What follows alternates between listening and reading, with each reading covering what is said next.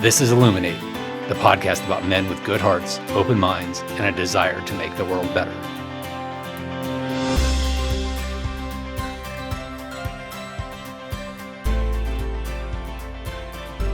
Welcome to Illuminate. I'm your host, Chris Tidrick, and I'm here with Brent A.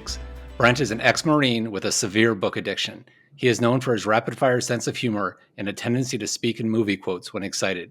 He hosts the Full Mental Bracket podcast, a story-driven look at personal growth. Welcome to the show, Brent. Thank you. Thanks for having me. Yeah, it's so good to have you on the show. Before I jump into my questions, I just have to know, based on that introduction, what is your favorite book and what is your favorite movie quote? I mean, off the top of my head, the favorite movie quote would have to be "Inconceivable" because it's so multi-use. You can use it in almost every situation. That's hilarious because as I was thinking about this earlier today, I was thinking that word doesn't mean what you think it means. Exactly. So yes, that's a very quotable movie. We use that in the house a lot. Every time my wife says no to something, I say, "I don't think that word means what you think it means." Yeah. So how about your favorite book? I am partial to The Hitchhiker's Guide to the Galaxy. All right. Excellent. Was it the answer's 42? Is that right? The answer is 42. Yes. The answer is 42. Cover says "Don't panic" on it, which is kind of helpful these days. That absolutely true.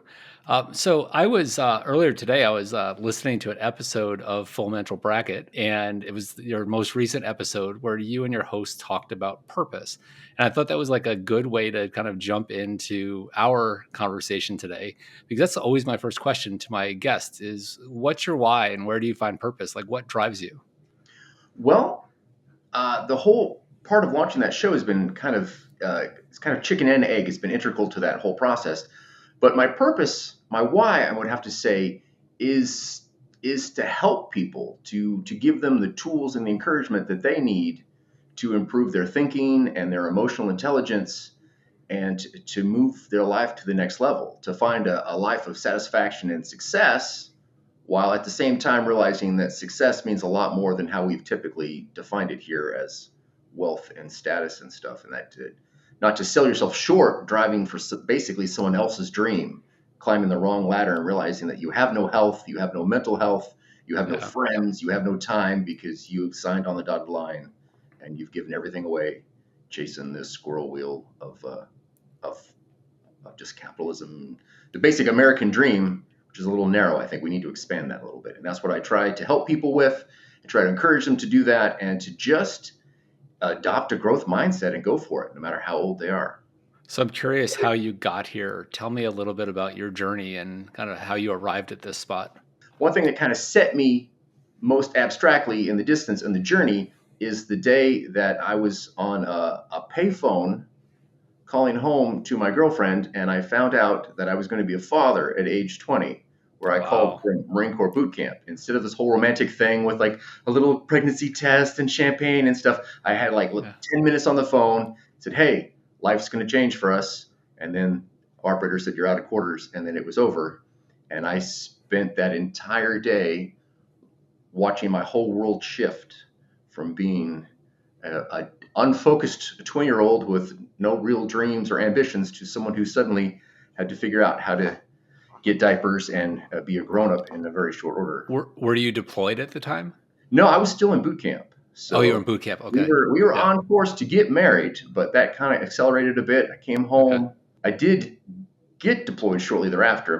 We've been married to have our happy wedded bliss for about a year or so before I ended up going over to Desert Storm. Okay. That's part of the thing. When people talk about supporting the troops, I don't think they really realize how stressful and separation and broke they are all the time. It's a real hardship. So just not for me, I'm past that, but just for people to keep in mind. Yeah, you don't go into the military to make a lot of money. Yeah, the mental health strain and it's just rough. Yeah. So and then while I was there, I had a couple near-death experiences where I thought, man, this is it. And to my amazement, I discovered that although I was afraid, the body always has fear when it feels like it's going to die. My main fear wasn't really for me. It was because I was going to leave my wife and my young daughter without a guardian, without a protector. here I am fighting for my life, and I'm like, all right, what about the creepy second husband that becomes a nasty stepfather? And I'm freaking out about all this, freaking out these people who are thousands of miles away, perfectly safe. And it just kind of hit me that, I was on some level wired really to be a protector. And I think that really, it kind of went with my philosophy that, and I've tried to teach this to my kids, that people are given power or strength to share it and to protect those who do not have it. So like bullying and pushing away and tyrantness it's against everything that I'm wired to be. It offends me on a fundamental level. Is that what you felt as a 20-year-old when you enlisted? No, I was really just trying to go to college. I thought, Okay. man, we haven't had a war in a long time. This is a safe gamble. And then it's like, pack your bags, boy. And I was like, well, gambling. It's not I should call a 1-800 number about my gambling problem because this is not panning out well for me. Yeah. But it was good, I survived. I came home. We lived happily ever after. Not really. It was a long and we are happy and we are survived ever after, but it's not like the movies. It was constant struggle. So I guess it kind of takes me to today is that I want to help people equip. So this is going to sound weird because it's kind of a cliched term, but I really want to equip a lot of people with these tools and these mindsets that I've got to be, for lack of a better term, pillars in their community. Once they've built up a good mindset, once they've insulated themselves, hopefully, from polarization and misinformation and all of the crazy nonsense we've got, and you can actually be a source of strength, like a pillar, like a pole in their community, that would have prop together our social fabric that seems to be disintegrating. People who are not easily fussed, not easily stressed, but can actually give back emotional and relational wealth to the people around them and just be, I don't know, I saw a thing the other day, they sunk a ship to form a coral reef, just to be a structure that people can build around and rebuild some of what's been lost in our society. So help me understand how you got from coming back from Desert Storm to this. Like there's a lot of time in there. There's a big jump there. That's right. I kind of skipped the middle of the story. Yeah. So I settled in. I got out of the military and I got a job driving forklifts because we were trying to feed kids and take care of stuff. And I didn't really dream too hard. I just wanted a fancy stereo was pretty much my most exciting dream. And then we did that for maybe about 10 years. And I had a talk with my wife and I said, baby, I know this is going to sound weird, but I'm really excited and moved, and I really think it'd be a good idea for me to go to music school. I've been playing in a little band with some other dads in a garage. It was at my house because I'm the only one that had a garage. We were far from, the Eagles or some sort of platinum act or something, but I was really wanted to move on this dream, and we thought about it, and we prayed about it, and we sought some counsel, and she was all for it.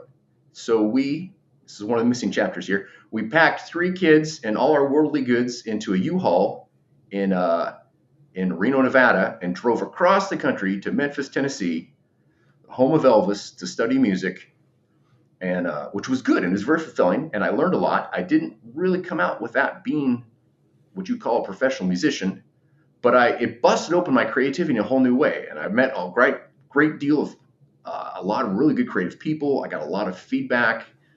Started doing some films, started doing some videos, started doing some comedy.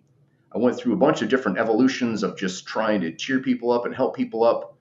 And then, 2020 came along, and what was the book? The Righteous Mind. Someone sent me The Righteous Mind by Haidt.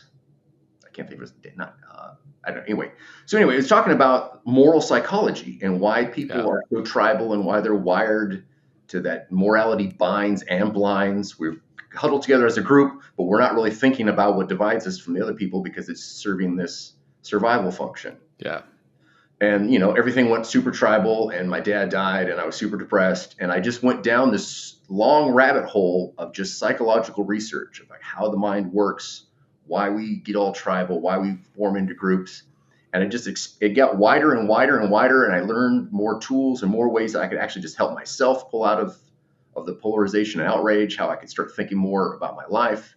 And then I started seeing how a lot of these, basic self-help and personal development stuff, a lot of people bring that out, but they don't really explain the psychology underneath it, why it works. So here's the thing that works, it's like, well, is that an old wives' tale? Do we know it works?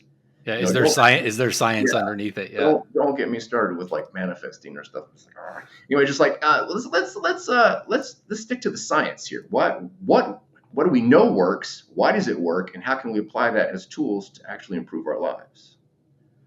And so that's kind of where this came from. As I did this and I was building some stuff up, and my partner Paul says, "Hey, we should start a podcast." And I was like, "Oh, okay." And so we did, and here we are. So how has that how's that been for you? It looks like you're 8 episodes in. Like, Yeah, what's the experience like? I'm I think at the time we're recording this, I'm just about to release episode 7. So that's we're kind of in that same space. So how has that been going for you? it's been good. It's been challenging for me because as I try to tell people and teach people about getting into a growth mindset and not fearing failure, I really have to remind myself that to have a growth mindset and not be afraid Yeah. of failure and just keep pushing forward.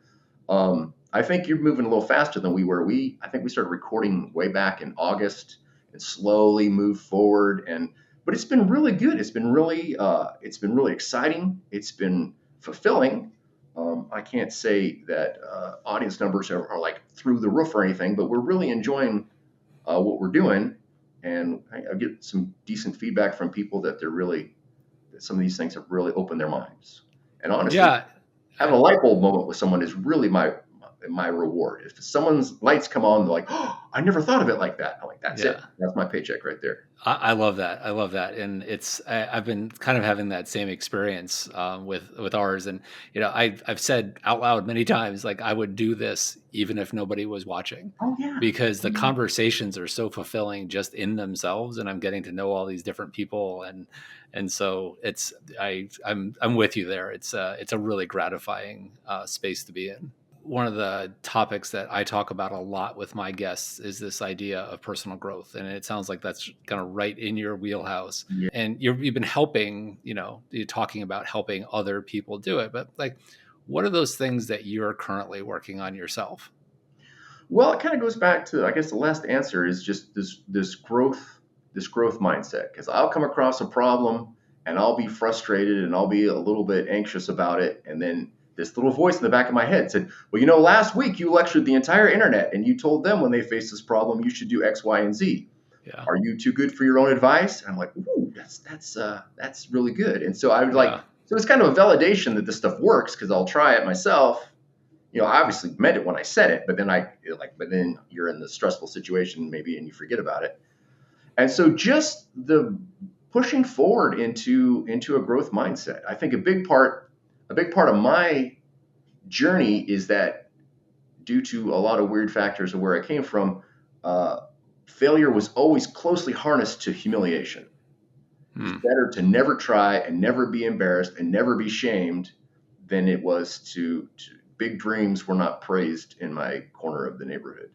So I'm trying to teach that. I'm trying to reparent myself, I guess, to try to Yeah. reteach myself these new things, even as a little maybe past a little past halfway through the life. I'm like, it's not too late. We're going to figure this thing out, Yeah. and I'm not going to keep living the way I was living. And so the show in itself is teaching people and it's teaching me all at the same time. Yeah, so let's dive in a little bit about. I talk a lot about deconstruction Yeah. and how, in order for us to grow, a lot of times we have to shed things that we've learned before, and sometimes it's things that we've, held very closely to ourselves. So, like, what are some of those things? You talked about a little bit about, hinted at like shame Right. and humiliation and those kind of things. But what are those things that maybe early in your life you were just absolutely sure of that now you're like, you know what, that doesn't serve me anymore? Well, the one thing, and it ties into our theme of polarization we talked about, is just to let go of this death grip, dogmatic grip on beliefs. Is like I was raised very conservative, very fundamentalist, and our beliefs are who we are, and Hmm. don't look too closely and examine what's under the hood. They're there. You were handed these beliefs when you were a kid, and if you ever abandon them, then you are a heretic or some horrible thing. And so, whereas I wouldn't say that I've lost faith, But I do have taken this time to just say, you know what? If you're too afraid to actually think about what you believe, then you're living in fear. And so I like, okay, I've always believed that, but is that true? Let's take a moment and think about that. It's like I've always been taught this, but what does the evidence say? Do people's life experience back up what they're saying? And so, but it's to me, it's part of the whole fragmentation and polarization. Just people are just clinging so tightly to their positions, to their dogma, to their ideology, that any question of it is a threat. You question like, hey, so why do you believe what you believe? And like, circle the wagons, boys. They're on the warpath. And it's like, no, this we're trying to have a productive engagement. Let's just have a conversation. Yeah, Maybe I can learn something from you. we've conflated our ideas with our identity. Yes, And very much. it's so much harder to let go of your ideas when Yes. you think they define you, right? Rather than it just being something that you believe in that moment of time based on the evidence that you have in front of you. Yeah. Yeah. Those things can change, Absolutely. right? I Um, was going to say like I have three kids, and some of them have their own kids. So some of my kids had very strong ideas of what parenting was like, and I told them, you don't have any kids yet, and so your ideas are pretty poor, and they will change, and they did. I'm not saying told you so. I'm not saying told you so to my own offspring, but as they had real life experience, those beliefs had to yeah. change.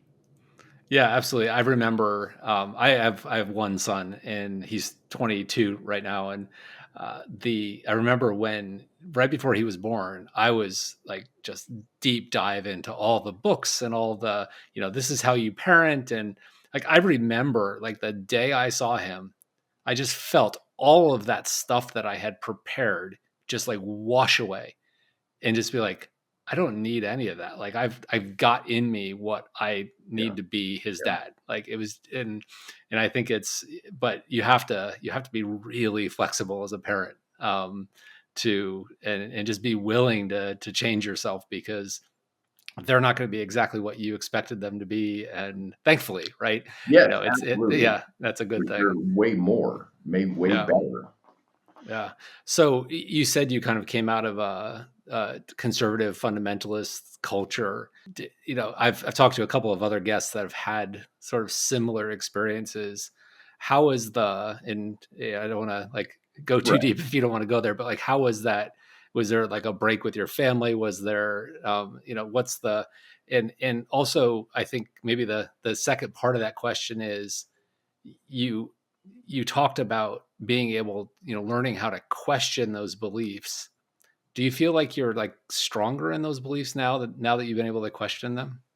I think so. I've always thought that. I thought, what's the famous saying? It's better to have questions that can't be answered than answers that can't be questioned. And so even Yeah. as even as a kid, when people are like, we don't question that, I'm like, well, that's a sign of weakness. We should be able to question everything. I guess part of the trip is that the music school was actually a Christian-based music school, and as we went there, I had perhaps the first time in my life an actual wide level classes in theology. And so it's like, all Mm, right, so here's your narrow viewpoint that you came out, and here's 2,000 years of what everyone else have said about those same things. And it just blew yeah. my mind. I'm like, Yeah. I thought this keyhole that I had on the world was the keyhole. And I found that even within a specific Christian religion, there were so many other viewpoints, so many different ways of looking at the world.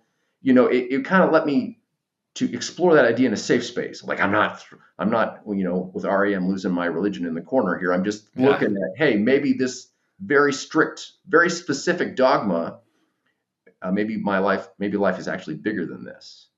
And so it's been kind of a gentle, gradual progression, and we never really got disowned by our family. There was some confusion and some head scratching, but that went that went both ways, from my parents being very apolitical when I was a kid and suddenly going deep deep the other way as an adult. I'm like what happened Yeah. to you? I'm like, what happened to you? You Yeah. used to take politicians with a very healthy grain of salt, and now you don't. And I'm Yeah. confused by that. Your description of like going to school and sort of having that open your mind, more. I had an extremely similar experience. I went to Notre Dame as an undergrad, grew up a very conservative Catholic family, and graduated from Notre Dame with a much more open mind.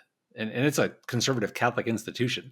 And my brain just opened up in those 4 years, and I like saw the world very differently, despite going to a Right. relatively Yeah. traditional institution. Yeah, and I went to other schools after that, some of them a little more conservative, a little more religious, and I found even there, if you could argue your point well and you could back up your point, Yeah. they the professors weren't too horribly dogmatic. They're like, okay, that's not our official line, but you apparently have thought Yeah. this out really well, so we're going to give you some credit for that. Yeah, that's funny. I took a medical ethics class, and the instructor, I turned in a paper where I completely argued against the position of the Catholic Church. I can't remember what the issue was, and her comments on the paper were, "Your initial assumptions are completely wrong, but had they been correct, this was incredibly well argued." A, and she gave me an A on the paper. So I appreciated the fact that she didn't just punish me for not believing the same thing she did. And I think this ties into what we're talking about earlier about, Yeah, constructive engagement of yeah, talking to people in good faith instead of we're going to own these people or dunk on these people or yeah, destroy this position.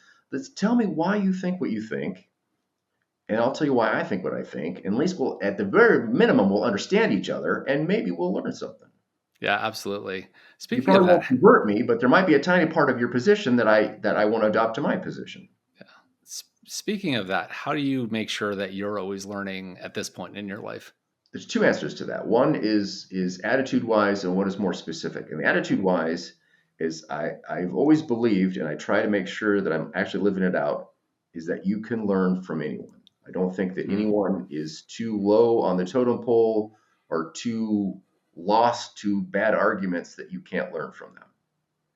And I think that's one of the yeah, signs of an echo chamber. If you start disqualifying, well, you can't believe them because they don't agree with us, and we can't believe them because they don't agree with us, and then you've lost very soon. You lose all ability to reality check because you've disqualified everyone who doesn't automatically believe with you. So I feel like you should be able to learn from anyone, and I try to do that, even when people are saying the craziest things. Is like, and this is something my wife has helped me with, to ask more questions. It's like, so please tell me why you think that. Where are you coming from with that?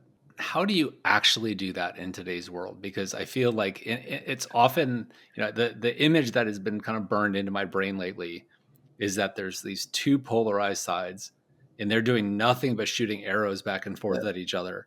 In the middle is just ducking, right? They've got their heads in the sand, and they're just like, I don't want any part of this. It's And so how do you, so like the middle doesn't want to talk, and the other side is shooting arrows at you. So like how do you engage in those conversations, like in a very practical sense? Like where do you have opportunities to do that? this is it's going to kind of disqualify some of it, but I think that you have to have some level of relationship. I don't think people are really wanting, unless you're in the debate club or the philosophy club, no one's really going to want to have an argument with a stranger. Um, I know this is going to sound weird. I've made some progress. It's not the best on social media. I'll be having these very long conversations with people, and I'll have somebody calm down off their ledge, and they're like, "Oh man, you do make some points." And about that time, somebody on my side will come over and start lighting them up and pouring gasoline all over everything, and like, "You idiot! How could you think that?" And like that Yeah. was 12 comments ago. Thanks for screwing everything up. So Yeah. social media is not even with everything going perfect, social media is totally not the place to do that. Yeah. So I mean, There's I've had some good there's conversations. toxicity. There's toxicity on both sides. Yeah, exactly. Yeah. And like people think they're trying to help me, and it's like you just did the same thing they did. You just did an Yeah. ad hominem attack, and just you didn't. You're not listening. Yeah. Maybe your points are more agreeable to me, but you are also not listening to the other person, and therefore we're not having a constructive engagement here. Yeah. At this point in time, I think that people are so entrenched, regardless of what side you're on. Everyone is so entrenched that it's going to be individual hearts and minds that Yes, get won. and that's And you can't do that if you just jump all over somebody. Like there are some people that like I won't have a conversation with because I of understand. like they're just like we are too far opposed to each other to have any common ground like at this point. But there's a lot of people that aren't. right? There's a lot of people that will actually listen to reason, and as long as you're willing to listen to their reason as well. Right. And that's Yeah. honestly, that's kind of where I got the whole community pillar thing from. Is like I Yeah. started my deep dive in research. It's like, how do we fix polarization across the entire country? And it became real quick that there's not a good top down solution. It's going to have to be a bottom up grassroots solution. Yeah. You actually win people over and they win people over, and it moves upward through the organization, one person at a time, which is discouraging. But if that's the way forward, that's the way we got to go. Yeah. It's a long slog. Yes, indeed. You've talked a lot about how you are interested in helping others kind of improve themselves and maybe cut through some of this polarization, engage through engagement. Like, who do you or what do you rely on for support in your own life? Because when you're helping people, Yeah. you have to be able to help yourself. So like, where do you get support from? Well, my immediate family, my wife and kids are actually really strong supporters, and they're pretty wise, and they give me good feedback. I have a handful of close friends that I can talk things over. I would like to do better than that, but that's where I'm at right now. Um, and I hate to sound too much like a bookworm, but I do have a lot of books that I'm researching, and I take extensive notes. And sometimes I'll find something that reminds me, like, this is genius. Did I just think? No, you wrote this a year and a half ago. And it's like, oh, I've completely forgot about that. Yeah. And so that sounds kind of dysfunctional to go to books as my encouragement person, but your point is right on. It's hard. It's like, who helps the helper? And Yeah. I get a little bit from multiple different sources, but I don't have a real strong all-in-one kind of solution to that. Yeah, I have a second podcast that's focused on leadership. That's more of a professional podcast. And one of the recent guests talked about, when I asked about if they had mentors, they talked about the books they had read about people, in that they got such great ideas that they considered those people that they'd never met to be their mentors. And I thought that was such a wonderful way of thinking about the value you can get from books. And that's been my experience too, because people ask me, and it's like, well, I've changed industries and careers like 15 different times, and I can't, just a handful of people I can even call an actual mentor, unfortunately. But I picked up a lot of great ideas from people who I never actually met through their books. I hadn't really thought of it that way, but like, I will say over and over again, when I saw Brene Brown's TED Talk, when that first came out, that like hit me like a ton of bricks, and it literally changed my entire approach to leadership, really my entire approach to life. And I've read all of her books. I've never met her, but Yeah. she's had this huge impact on my life, just because of the way she presented the material. Something that I think we might have mentioned in every single episode of the podcast is Martin Seligman with his learned helplessness. And he talks about the 3 Ps that people with a fixed mindset see failure as personal, permanent, and pervasive.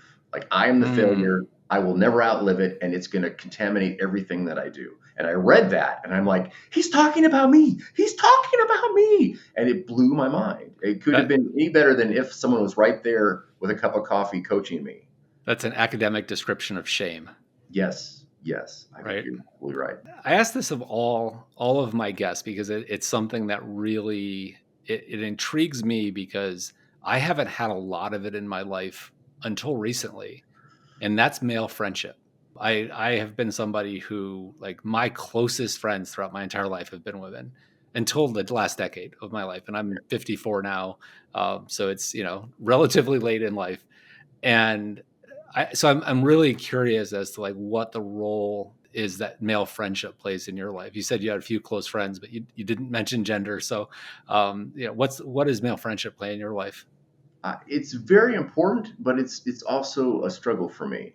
I do have a handful of close friends that are guys, but it's so easy to lose touch with people, so easy to not be intentional to get halted with them, to set things up. So we basically will have a bunch of, with our friend set, we'll basically have a bunch of double dates, and the ladies will schedule to make sure, okay, 1 month from now we're going to get back together again. And without them to do that hard work of connecting, I tend to lose touch with people sometimes. It's not like we have to be together as a foursome. It's like, well, the guys will go off and talk about some things, and ladies will go off and talk about it, and we'll come back and talk about some more stuff. And Yeah.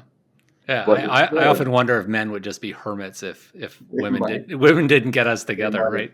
They might. Yeah. I remember my first bachelor pad where the only divorced guy came in and says, "This bathroom is unacceptable," and me and the other guy said, "Why?" It's just like, the fungus isn't to a dangerous level yet. I mean, why is this?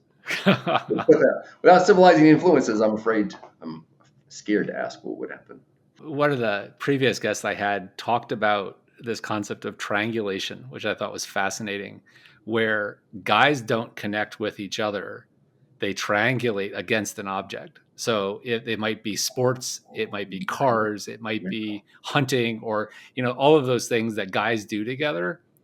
They connect over something at the third point of the triangle, but they have a hard time connecting to each other directly. And I was like, whoa, that's a really cool concept. That's super smart. I'm gonna have to think about that. I think that's maybe part of my problem is that I don't do a lot of traditional sports and hunting manly things, and so Yeah. I have to find something that I can triangulate with someone with. Yeah, and there's all kinds of things. I just some of those things were kind of the traditional masculine things, but there's all kinds of things that you can connect with people around. Well, here's an example. This might help people. My oldest childhood friend, who lives across the country from me now, he convinced me to get a VR headset, and now across time zones and states, we can still play together like we were kids. That's pretty cool. And that's what we're literally triangulating against the monsters. It's like, more firepower, get him. He's getting away. Yeah. Yeah. How did relationships work in the Marines? I am someone who I've never been in the military. I've had family members that have been in the military, but I don't really.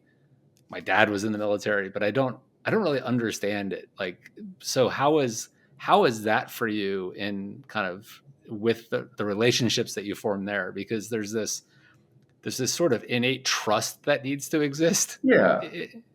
Well, there's levels. So I feel like we all trusted each other on a professional military and if necessary combat, or if you're going rappelling, you could trust the other guy with the rope and stuff. But that doesn't necessarily mean a close friendship. And so there are a couple of guys that mostly through the wives, we hung out a lot together. But for me, I didn't have a lot in common with a lot of the people. It was kind of, how do I say this? So there's a lot of good things about the military, and there's some challenging things, and different branches have different cultures. The thing about the Marines, and it's not as intense, but it's similar to you hear about these guys with the SEAL teams and stuff, is like being elite is part of the description. So if you gain some weight, if you are getting out of shape, it's the shame. It's this group shame thing. You're bringing the group down. You're taking away our eliteness.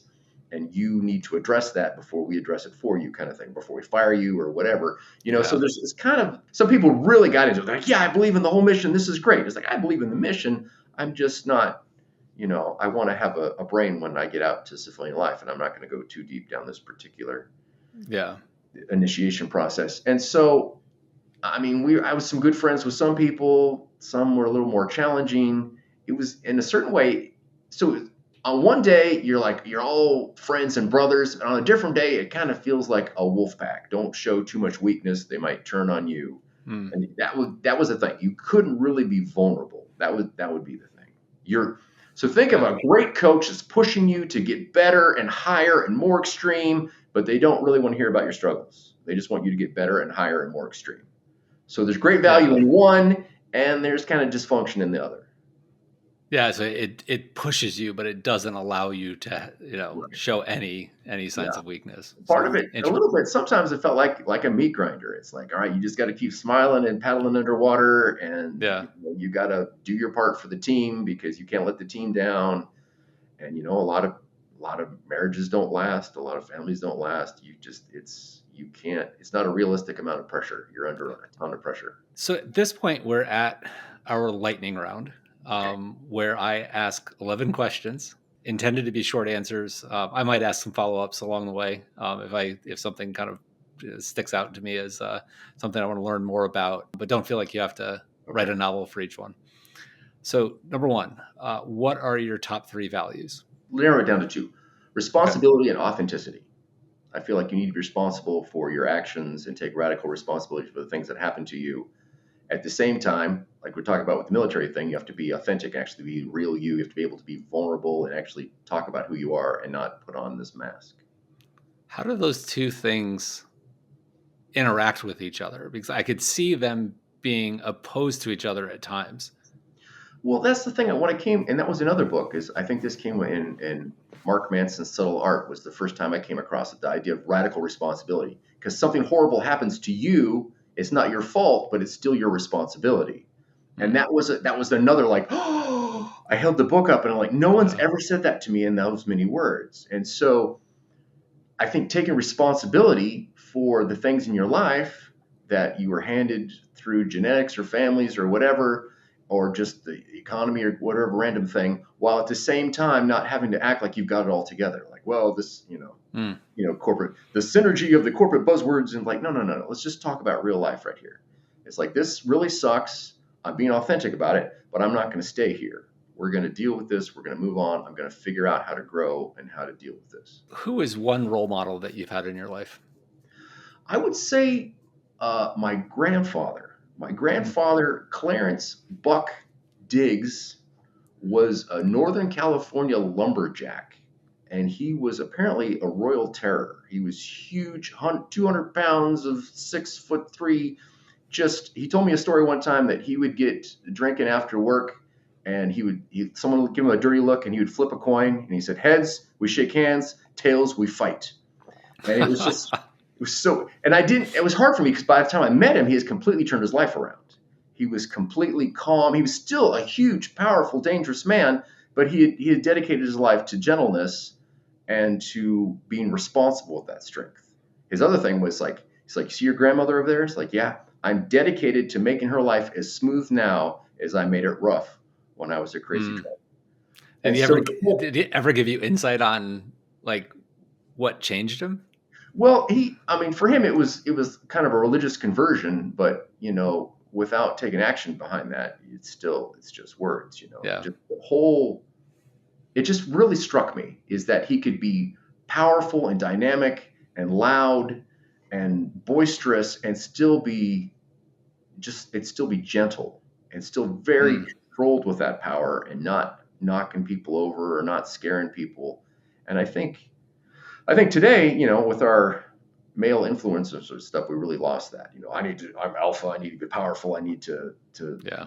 be things around and be catered to. And he was just the opposite. And I really value that about him.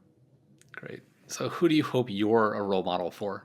That's a little more vague. I'm going to have to say younger people in general. I think, you're 54, I'm 55. Uh, been married 35 years, 6 of them in the military, poor and stressed out. And we've learned a lot of lessons the hardest possible way. Hmm. And so I just want to be able to help people to kind of shorten the learning curve for them to pay some of that back. You can complain about how bad it is, but at the same time, I feel like I don't want to shame younger generations, but I think that being handed social media and this whole different thing, they've missed some of the things that we picked up when we were our age. I had to learn to entertain myself and be creative, and these are not moral virtues. These were just things that I had to learn because we only had 3 TV channels, and my mom would kick me outside to play against my will. And so, Yeah. instead of fighting a cultural battle there, it's like, how do we help people learn some of these skills that maybe they passed over because the world had changed, past tense. We changed the world for the next generation, and sometimes for the better, sometimes not for the better. How do we take the lessons that we've learned from maybe a harder road and help them? Actually, I will say I love social media. Like I think it has been a net positive in my life. I am eternally grateful that I didn't grow up with it though. Right. Yes. Right. I tell It's people stories from my high school years, like, "You got that on video?" And like, fortunately for me and all the yeah. law enforcement agencies of the world, there was no phones or video like that. That was Yeah. just a rumor that happened, and I'll deny it if you mention it. I told my son that he must have been 13 years old or 13, 14 years old. And I told him, Like you and your friends are not going to do anything that is dumber than the stuff that I did with my friends at that age. Exactly. But everything you do is being videotaped. Is part of the permanent Yep. record. Right. Yeah. And so be careful. Yeah. What is one way that you make the world a better place for others? Other than in cheering people up and trying to give them their light bulb moment, I also am pretty good at making people laugh and giving them Mm, joy in the moment. I'm pretty good at, even in very tense moments, being able to lighten the mood and help people emotionally reset. such a gift. Like that is a true gift in life. What's the hardest thing about being you in today's world? I'm going to say just trying to fight cynicism. And I'm going to keep this shallow and not go down too far down the rabbit hole, but sometimes I feel like I was the only one paying attention in eighth grade history class. I mean, Mm, we're not even talking college history. We're talking not even talking high school history. In middle school history, it's like, hey, in the 1920s, 8 people owned all the money in America, and everyone else was peasants. I'm like, well, that was stupid. I'm glad we'll never do that again. And then it was like, hey, in the 1930s, they had yellow journalism, where people could just have a newspaper just make up crap and get people to start wars and go crazy because there was no accountability. You're like, wow, yeah. I'm glad we'll never do that again. And just like, was anyone else paying attention in that class? Because we're doing it all again. I feel as a country, we have failed a grade and we're having to take the eighth grade all over again until we learn. Yeah. I That's as political as I'm going to get. But just that feeling yeah. of, No. hello, we've done this before. I feel your pain. I have my undergrad degree is in political science, and so the last decade has been incredibly painful to watch. Well, I mean, it's not like it's a new problem. It's a It's problem not. It's not, but nobody's being learned from it. identified, Yeah. and and same thing with Christianity. Every time there's a new thing, it's like that's actually a 1500-year-old heresy. It's just people just forgot about this thing, and now it's the new coolness. Yeah. It's because people have forgotten their history. So what's your favorite emotion? Joy, What's your least favorite emotion? shame. Hmm. Although with joy, I'd say is close split with like wonder. I really Oh, yes. wonder. And that's the thing with the books. It's like, oh my gosh, that's amazing. It's that same light bulb. I like things to give me the same light bulb moment that I like to give to other people. It's like I never suspected those things were connected or that did the thing or that's just amazing.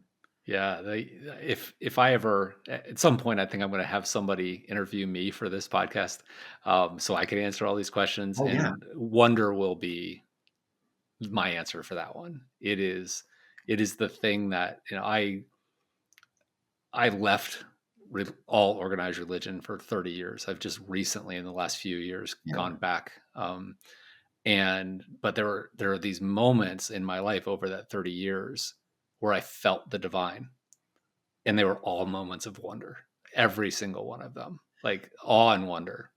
And it's so easy to lose it, you Yeah. know. It's some people would say, "Hey, we know too much. There's too much science." But the way when I chase the science, I'm just filled with wonder. But just Yes. the whole, Yeah. I think, just the whole idea of just shallow answer, just a real quick, "Oh yeah, we know that," but we don't really understand it. So you mentioned joy is your favorite emotion. Yeah, What brings you the most joy in life? it's gonna go back to my previous answers of giving people the light bulb moment and being able to lift someone's spirits with unsuspected joke, So what makes you the most proud of yourself? not quitting. There we go. That would be a combination Hmm. answer of everything we've covered, the discouragement and the growth mindset, and just no matter how confused or frustrated I get, I don't quit. I almost think we should just have t-shirts made that just say "Don't quit." I think so. Right. That just sums up everything for me. That's a really like just a really beautifully succinct way of sort of saying at the end of the day, just don't quit. It's been a struggle for me. I mean, not quitting is like my wife's superpower. She makes it look so easy. And I was just like, I'm mildly discouraged today. And she's like, oh, no, not this again. You're not going to quit, are you? Like, no, no, no, no, not me. I'm not the weak Yeah. link. I'm not going to quit. Last question.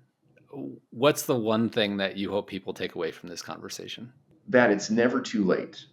You're never too old. You're never too broke. You're never too out of shape. You're never too beat up by your genetics to grow, to improve, to start over. There's a great scene in the classic, deeply philosophical movie of Terminator 2, where Sarah Connor carved no fate into an innocent picnic table. And I think about that all the time. I think about the Terminators in my brain telling me, no, it's too late for you. You're too old. You're too out of shape. You're too dumb. You'll never do it. And it's like there is no fate. Those are all lies. And I just need to get over myself and just put in the work every day and not quit. Put on my don't quit t-shirt and keep trucking. Fantastic. Thank you so much, Brent, for the conversation today. Thank I you. learned an awful lot. Look forward to listening to more episodes of your podcast. It's Full Mental Bracket. And really appreciate you taking the time to come on the show today. Well, thank you. It's a great discussion that we had. Keep up the hard work.